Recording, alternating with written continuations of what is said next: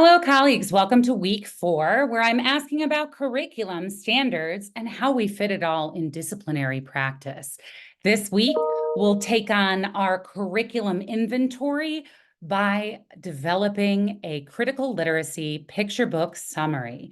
That means that this week, you will select a picture book text to have your students investigate alongside you. While you don't necessarily have to teach the lesson in class, it will be a lesson that you can connect to the curriculum you're responsible for teaching. Why? Because critical literacy helps us to connect critical thinking, civic competencies, discourse, and intelligent classroom action together. We can practice simply with students by asking questions like what you see down below. What do you see? What do you wonder? What questions do you have? We'd start that with a simple text. Let's try it, for example, with the poem. Ready? Pause me, read this poem, and come back with your notes. For those of you who might need some support, social studies, geography, history, and civics, 3 things of a frightening remix. They cause a lot of confusion, to which there is no solution. While learning those horrid maps, we tend to take cat naps. As we study about lakes and hills, it kills our thinking skills. When we study about the nomadic past, in our memory, it doesn't last. As we study about those silly kings, a lot of yawns history brings. In civics, we get to know about the tax and we don't get any time to relax. We study about a lot of social matter, because of which we don't have time to chatter. For studying this subject, I'm never keen, as next year I'm going to be a teen. This is by Rimjim Taji. So looking at this and writing what we see, what we wonder, and what questions we have, we could engage in a discussion about what this student, Rimjim Taji, may have experienced in social studies. Did they see themselves represented? Did they find ways that their funds of knowledge were being valued in the classroom? How do we prepare for yearly classroom instruction and integrate social studies into all the disciplinary practice? This week, you'll review lesson plans provided by your district or online sources to examine for culturally responsive and sustaining experiences and fields of practice. Because as the father of Black History Month, Dr. Carter G. Woodson said, real education means to inspire people to live more abundantly, to learn to begin with life as they find it, and make it better.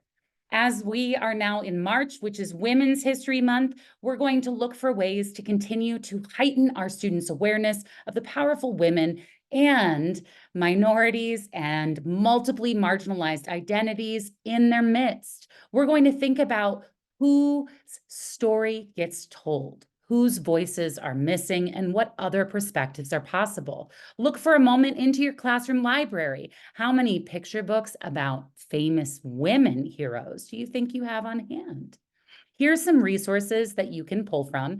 These have been collated by Western students and myself, but these are resources that folks can consider. Look at this. These 7 ideas and resources and readings are provided as well. So these are ways that you can get some different teaching ideas to quickly integrate into your current classroom.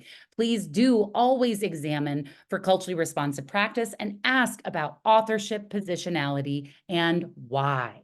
Because how do we integrate social studies into disciplinary practice? By examining our responsibility to students and classrooms in our community and what we're responsible for. That means knowing our standards, our content objective, and why.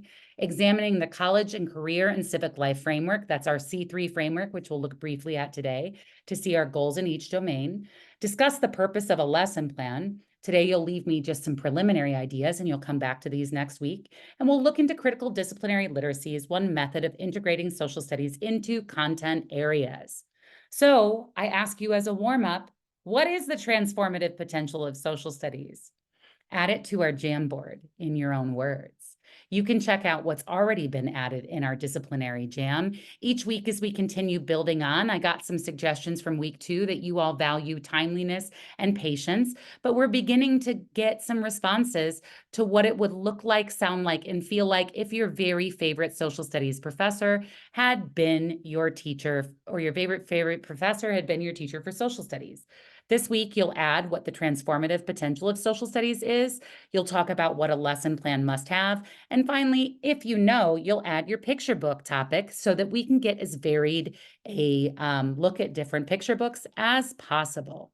This week, we'll continue reading in Social Studies for a Better World. For today, you read Chapter 3 and Chapter 7, and we're going to continue building those big ideas and putting on multiple lenses to scan for how our social studies instruction can help our students to process different information, to ask critical questions, and to use evidence to answer both those empirical questions, those questions that can be answered from things in the text, and those normative or forever questions that help them with the moral kind of values and ethics-based questions.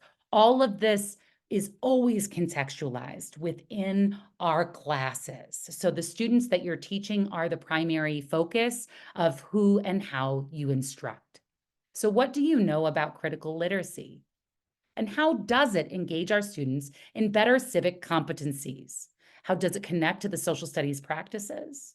Pause me, write down your notes. Well, Michigan State social studies standards tell us that embedded in all literacy practices, critical literacy provides opportunities for students to utilize an integrated approach. Critical literacy has been defined as, quote, learning to read and write as part of the process of becoming conscious of one's experiences as historically constructed within specific power relationships. So critical literacy is examining power within its relation to the literature we read. We can do this in texts, in teaching, in conversations, because the combined approach and skill sets of disciplinary literacy, along with critical literacy for critical thinking, empowers students with multiple perspectives and questioning habits, and encourages them to take informed action, which is the centerpiece of our C3 framework, through dialogue and civic participation. Did you hear that? So we're including decisions on how they can live in the daily world to make their lives and the world a better place. So these 10 themes of social studies from the National Council of Social Studies are going to be some of the things we're looking for in the picture books we select. How can we teach about culture, about time, continuity, and change, or science, technology, and society through a picture book? Picture books provide us accessible opportunities to engage learners through multiple means of representations. From the scholar Dr. Rudine Sims Bishop, who is a critical literacy scholar who in 1990 in the publication Perspectives wrote about windows, mirrors, and sliding glass doors. She said that books are sometimes windows offering views of the world that may be real or imagined, familiar or strange. These windows also become sliding glass doors, where readers only have to walk through in their imagination to become part of whatever world has been created or recreated by the author. And finally, when those lighting conditions are just right, that window can become a mirror reflecting their own experiences to them. So think for a moment. When has a text been like a mirror to you, reflecting one or more aspects of your identity? How did it feel? When has a text been like a window, offering you the opportunity to look into someone else's experience? And what did you learn? And when has a text been like a sliding glass door, allowing you to enter and engage with another world or moment in time? And what did that experience feel like? These are important questions as the ways that literacy texts are created and the ways that our textbooks are created are fairly biased. Robert Iacovone, or Donald Iacovone, pardon me, from Harvard University, wrote a book about white supremacy in curriculum. And our picture books are really representing similar things, that largely they're representing white identities and ideologies. That out of all the books presented in 2018, for example, more than 50% represented white folks. After that, animals, African Americans, Asian and Pacific Islanders, Latinx, and American Indians. As you can see, our First Nations, Indigenous, even the language is updated since then, right? In this graphic by Sarah Park Dahlgren and David Hayek, you can see a little bit of the representation in the children's literature that was offered to the Children's Cooperative Book Center at the University of Wisconsin-Madison. They reviewed all of these books and looked at representation. So if more than 50% of the books that we're teaching with engage white folks, and another 25 or more percent are about animals and crayons and other things like that. Even the book I'll read you today is about a crayon. Well, then, are we really engaging students in stories that are representing them? How can we widen our scope and reorient our gaze so that we're engaging democracy's young heroes, our students, in critical literacy practices in social studies? This is a link to this article that has great questions that we can ask, but the quick look is that Cardiello's 5 themes for enlightening readers on issues of social justice include examining multiple perspectives, finding our authentic voice, recognizing social barriers and learning to cross them, finding one's identity, and answering a call to service. These are all activities that engage students in behavioral sciences, in civic competencies, in dialogue and discourse in the classroom, and these are techniques that can be used throughout social studies. We can think about giving our students some talk prompts like, I think that, I agree with you, I disagree with you, I want to add on to that, my evidence is, or where is your evidence? We can teach them to look at one another as they talk, to listen as their peers contribute, and to respond with thoughtful responses that come from the text. So this is teaching them analysis skills, historical thinking, as well as the ability to engage in discourse. So pretty important skills for our kids all around. Some scholarship on critical literacy that I wanted to use to just help front load our discussion is that Beck talks about critical literacy as an attitude towards text and discourses that questions the social, political, and economic conditions under which those texts were constructed. Social, political, economic. Do you see the social studies here? That critical literacy by Shore was described as a way of challenging the status quo and uncovering new ways of constructing the self, behavioral science, and that is definitely in global reactions, right? We're thinking about our global connections. Critical literacy can be considered the habits of thought, reading, writing, and speaking that go beneath the surface. They look at root causes, at social context, at ideology, and personal consequences of action. So we could think about rules and procedures teaching our littles. We could think about how we consider our Constitution and democratic values.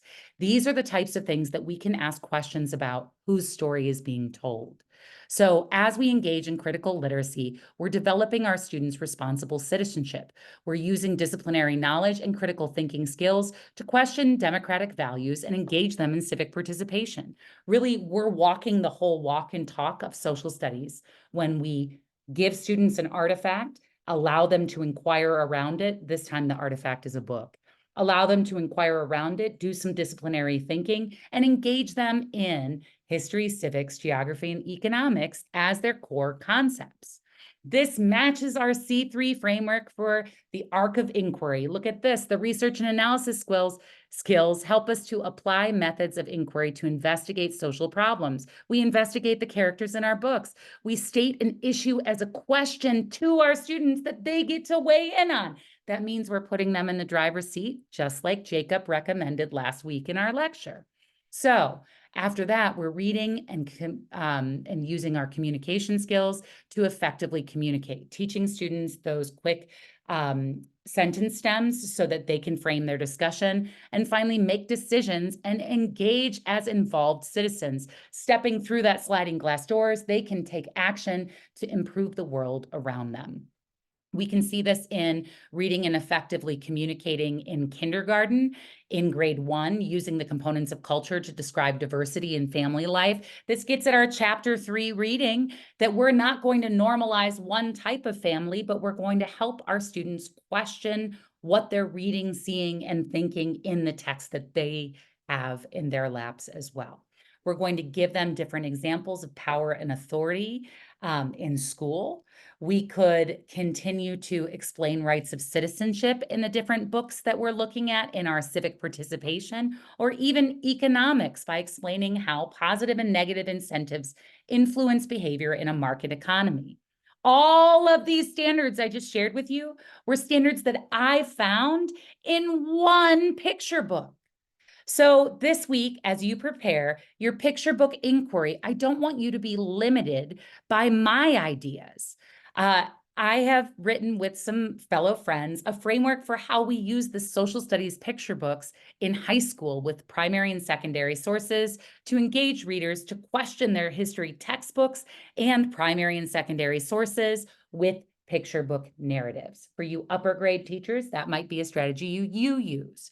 Some friends of mine, Sarah Demoni and Jessica Ferrara Stone, have written about using critical counter narratives to challenge the dominant ideologies in our textbooks. So giving kids more voices in their text. These are just a few of the articles. Other things I often recommend our students check out is Social Justice Books, incredible book list. Look at this on Women's History Month for elementary. Pick one of these books, y'all. Read these, and what you're going to be looking at is not just the text itself, but what are the questions you can ask students within it that keep them wanting for more? How can you engage them fully in a text? You might select a text from a notable social studies trade book. Each year, our National Council for Social Studies promotes books that they have read and vetted as being appropriate for elementary classrooms, but still a few problematic texts sneak through. Why? Because they misrepresent or minimalize individuals' impact.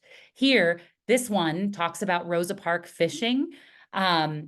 It's fine. It's a story about her fishing as a child, but it negates so many of the complexities of the intense work that she did for civil rights. We don't want to limit Rosa Parks to an experience of fishing or a moment on the bus. We want to make her a fully human person. A Fine Dessert is actually historically incorrect in that they have a story in this one about an enslaved person who ate the leftovers of the dessert.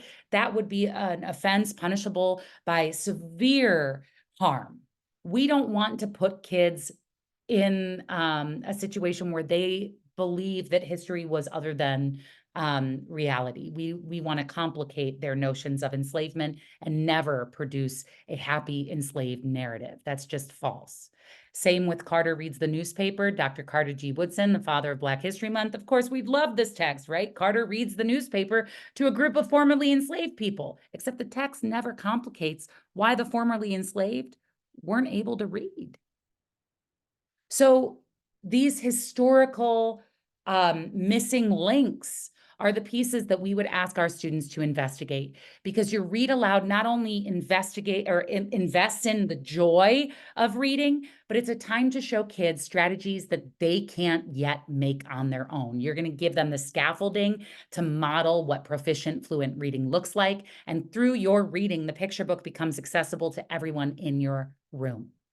I'm going to give you access to all of the picture book profiles and links that other students have made in the past, as well as examples of how we've extended them by using primary and secondary sources to improve the content. I also have for you a couple of examples that my students recommended last semester to be connected with Chapter 3 as resources or lesson plans for further critical investigation.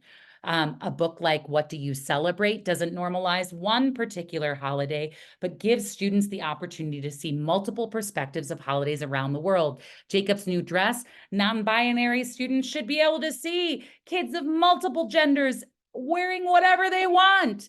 A Family is a Family, excellent. Families can be as simple as the people that you love and who love you.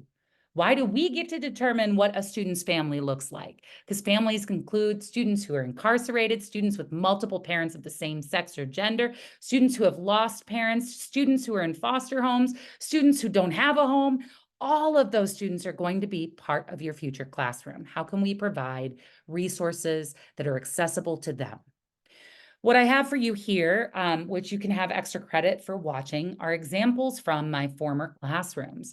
This is introducing the whole class discussion technique, which is a way that you would engage students in discussion. You have to teach them those skills. How do they look, listen, and respond? What would be possible, and what can they do? So this is a very awkward teaching moment. You can watch me and kind of see what the students look like as they're picking up these simple skills. Why do I recommend watching this? Well, because then you can get a look at what does this look like after students have really picked it up and begun to own the process for themselves.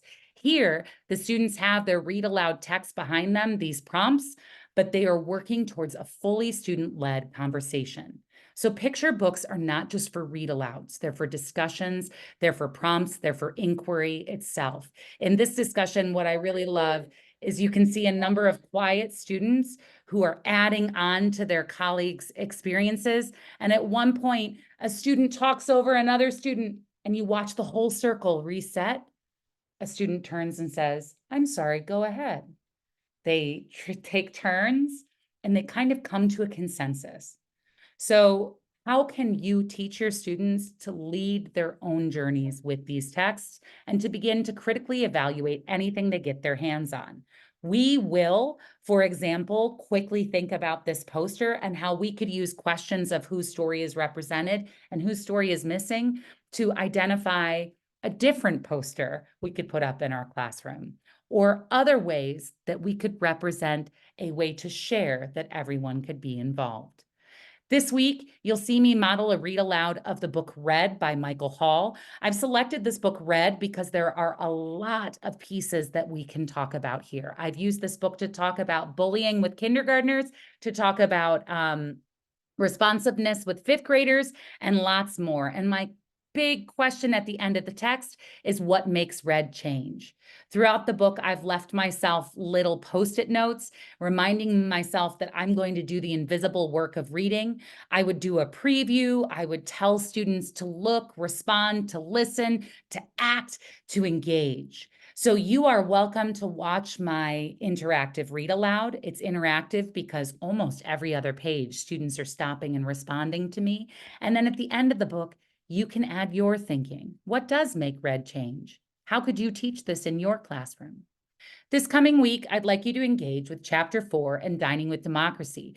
Chapter 4 is going to help us to complicate heroes and community helpers. So we don't want to idealize some helpers in our community while minimizing the approach of others. We'll also begin to construct a picture book summary using our shared template. And why is that important? Because we don't want to just see, think, and wonder only about our curriculum, but about each piece of what we teach and why.